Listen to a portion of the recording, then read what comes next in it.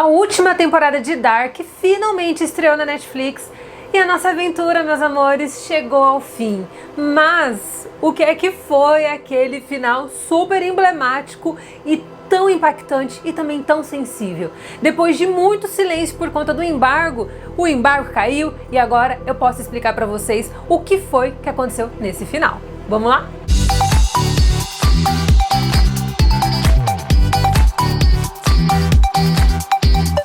Fala, meus amores, aqui é a Rafa Gomes do Flick Geek. Já chega se inscrevendo aqui no canal e não se esqueça de me acompanhar lá nas redes sociais, no Instagram no @Rafa Gomes e lá no Facebook também, no Flick Geek. Galera, eu não vou ficar aqui dando detalhes em relação à trama da terceira temporada, até porque ela já estreou e tá aqui entre nós. Então eu já vou partir para a explicação do final. Então se você tá com alguma dúvida em relação ao que se trata a trama da terceira temporada, esse vídeo não vai te explicar isso, mas o final eu te trago. E aqui a gente vai descobrir que além desses dois mundos que nós vimos tanto na primeira temporada e como na segunda temporada, né? O segundo mundo ele se apresenta ali nos minutos finais da segunda temporada, mas é só na terceira temporada que a gente vai começar a entender que existe uma Winden totalmente diferente, onde as coisas elas acontecem de forma distinta, mas o nível de sofrimento segue da mesma forma. Só que além desses dois mundos, a gente vai descobrir que existe um outro mundo que é de fato o mundo de origem. E é aqui que foi nesse mundo de origem que o pau quebrou, porque o nosso inventor da máquina do tempo, o HG Tannhaus, que a gente achava que ele seria apenas a ligação por meio da máquina do tempo, mas a gente vai descobrir aqui que no final das contas, a trama inteira das 3 temporadas girou em torno de uma experiência particular que ele sofreu, que foi a perda repentina do seu único filho, que sofreu um acidente de carro em Winden durante uma tempestade fortíssima que acontecia na cidade. O seu filho aqui, que se chama Marek, estava dentro de um carro com a sua esposa e a filhinha deles, uma bebê novinha, e o Tannhaus e o Marek tinham acabado de ter uma discussão bem acalorada com o pai, extremamente sentido pelo fato do filho não querer seguir os seus passos e dar sequência com a relojoalheria e também, é claro, com todo o trabalho e investimento de anos que ele dedicou à viagem no tempo. A gente percebe aqui que todo o trabalho que o Tannhaus dedicou a sua vida inteira, ao invés de torná-lo mais próximo da sua família, acabou trazendo um distanciamento gigantesco entre os dois, fazendo com que eles jamais conseguissem construir um relacionamento genuíno.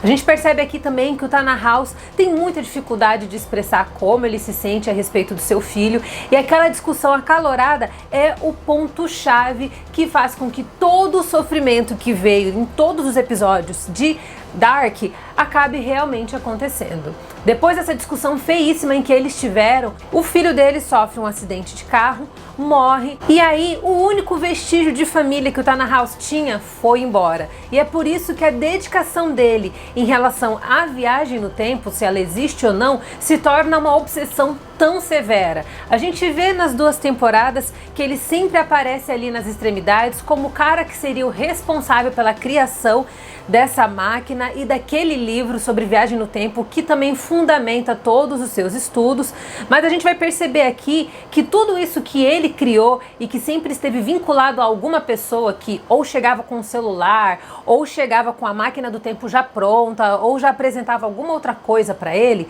a gente vai perceber que tudo isso na verdade era apenas um reflexo daquele loop infinito, para ser bem redundante, de sofrimento em que os personagens acabam sendo totalmente conectados das formas mais insanas possíveis, e é claro, tudo isso está diretamente vinculado ao trauma que ele sofreu, que é o trauma da sua família.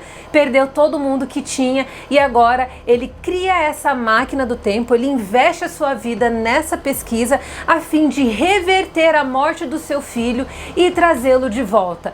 Só que é claro que quando ele vai usar essa máquina do tempo, no instante em que ele vai botar ela para funcionar, algo catastrófico acontece. Ao invés dele mudar a sua história e a história da sua família, ele acaba dividindo e destruindo o mundo dele, criando 2 mundos distintos. E aí a gente tem o mundo do Jonas, que é o que a gente viu lá na primeira temporada, e o mundo da outra Marta de cabelo preto, que é uma Marta mais dark, que a gente vê no finalzinho da segunda temporada e, é claro, aqui durante toda a terceira temporada.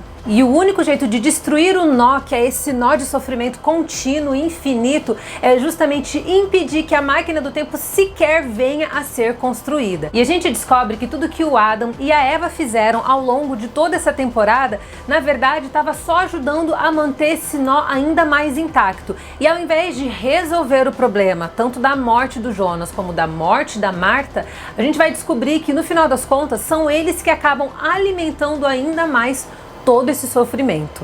Aqui também nós vamos saber que tanto o Adam como a Eva, de fato, jamais deveriam ter nascido, eles não deveriam existir. E que pelo fato deles serem os responsáveis por todo esse caos que a gente viveu ao longo dessas 3 temporadas, eles aqui vão ter que se apresentar como sacrifícios, só que é claro, em suas versões mais jovens, que é na versão do Jonas e na versão da Marta, para que eles não venham a se tornar o Adam e a Eva. E quem fez essa descoberta sobre o Adam e a Eva foi, na verdade, a própria Cláudia, que dedicou os últimos 33 anos ali fazendo uma pesquisa gigantesca para saber como ela poderia garantir que a sua filha não morresse de câncer. Ela acabou revirando todos os tempos e também todos os mundos que a gente tem ali nessa série, justamente para poder tentar encontrar a brecha necessária para impedir que não apenas o apocalipse venha destruir todo mundo, mas também para acabar com esse ciclo constante de dor e tragédia que todos os protagonistas vivem. E aí, nessa busca pela cura da vida da sua filha, ela vai acabar descobrindo que o único mundo onde a Regina conseguiria viver, ela não teria câncer, seria de fato o mundo de origem. Além disso, ela vai descobrir também que, durante muito tempo, ela suspeitava que a Regina fosse filha do Tronte, até porque os dois chegaram a ter um caso amoroso quando eles ainda eram crianças, gente. É uma cena que, assim, graças a Deus eles não mostram muito, porque é bem estranha, ela é muito desconfortável. Mas ela vai descobrir que, na verdade, a Regina é filha do Burnt Doppler, que é o fundador da usina nuclear, que é o pai do Helg. Ele, na verdade, é o pai da Regina. E a gente descobre aqui, então, que a Regina é a única personagem de toda a série aqui que não tem nenhum vínculo com os demais protagonistas. Ou seja, ela está fora do nó e, por meio disso, a Cláudia chega à conclusão que a Regina acaba sendo uma peça-chave para que todo esse loop de sofrimento possa ser encerrado. E para que a Cláudia conseguisse completar esse plano e realmente trazer uma normalidade e resgatar o mundo de origem e se livrar dos 2 mundos adjacentes que surgiram por meio da máquina do tempo,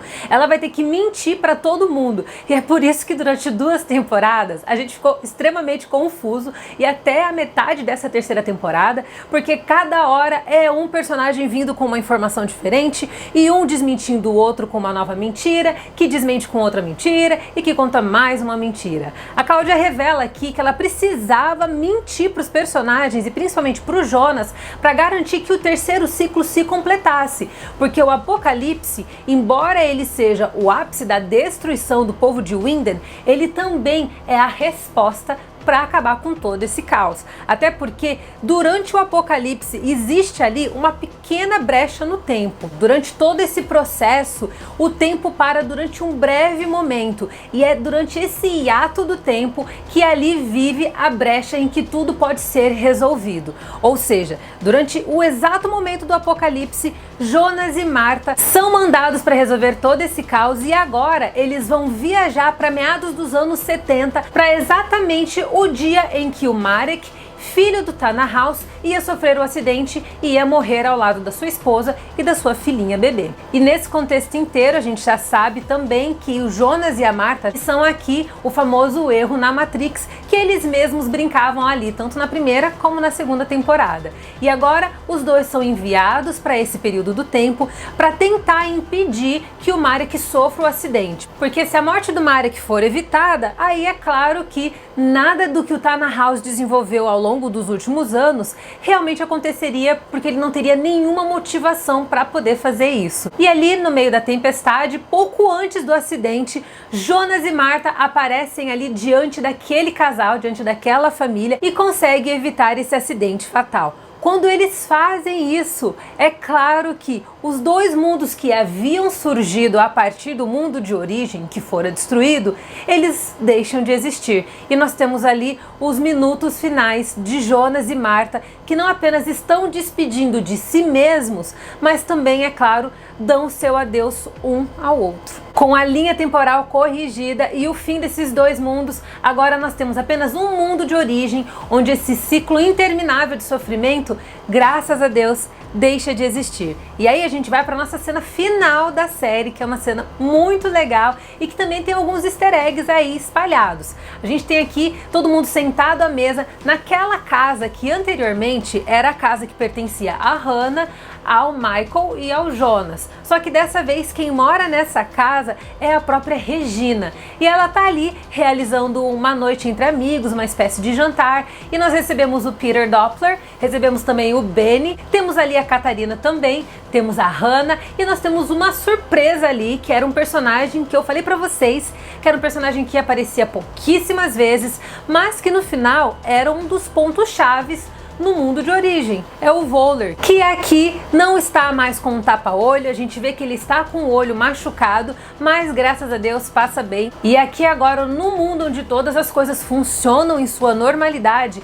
Hannah está grávida do seu primeiro filho e o filho pertence ao Voller. No meio desse contexto, uma tempestade fortíssima cai e acaba derrubando a energia da casa. E ali a Hannah acaba tendo um déjà vu ao olhar para aquela capa de chuva amarela, que é a famosa capa que o Jonas usa durante boa parte da série.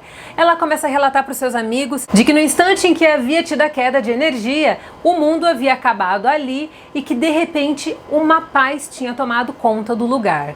Ela disse que ela teve essa visão como se fosse uma espécie de sonho, como se de alguma forma isso tivesse acontecido. É interessante essa observação que ela faz, porque quando os dois mundos acabaram se encerrando, a gente voltou para o mundo de origem, mas ela tem memória de pelo menos fragmentos de coisas que aconteceram nos dois mundos distintos. Então é interessante porque assim, não é que a história foi zerada, não. A história ela realmente foi corrigida, tudo aquilo que os personagens viveram definitivamente aconteceu, e a Hannah, como era uma personagem central de todo o sofrimento que envolvia as famílias de Winder, ela aqui tem um fragmento de uma memória de tudo que aconteceu. E ela tá grávida do seu primeiro menino, que vai se chamar, obviamente, Jonas.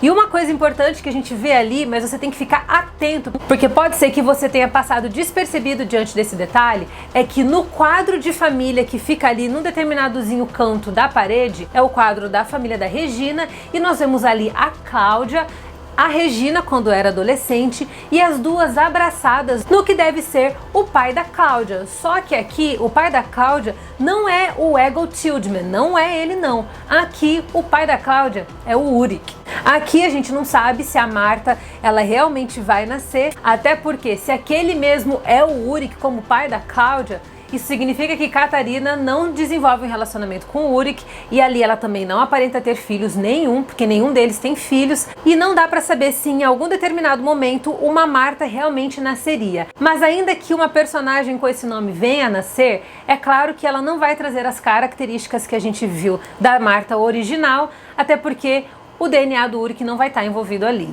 Assim como o Jonas, que vai nascer da Hannah e do Voller, já não será o Jonas que nós acompanhamos durante toda a temporada. E o que fica sobre Dark é que, muito mais do que uma conturbada e dolorosa história de amor, a série original da Netflix é de fato uma história sobre família, cobranças familiares, dinâmicas fragilizadas e o peso das nossas escolhas para além de nós mesmos. E o que o final nos entrega é a máxima de que uma decisão tão simples pode mudar o curso da história, estabelecendo um caos generalizado que, em sua essência, poderia muito bem ser evitado. E assim encerrou a primeira e aclamadíssima série alemã pela Netflix, Dark. Eu espero que você tenha gostado desse vídeo. Se você curtiu, não esquece de dar o seu apoio aqui, ok? Não se esquece de curtir esse vídeo, se inscrever no canal e, é claro, deixar aquele comentário bem amorzinho. E não se esqueça de me acompanhar lá nas redes sociais. Eu estou no Instagram, no @RafaGomes, e lá no Facebook, no Flick Geek. E se você gostou desse vídeo, eu te garanto que aqui você vai achar coisas muito supimpas. Então não sai do Flick Geek não, fica aqui comigo, ok? E seja direcionado para mais coisas legalzonas. Beijo pra vocês, que Deus abençoe muito a vida de todos vocês.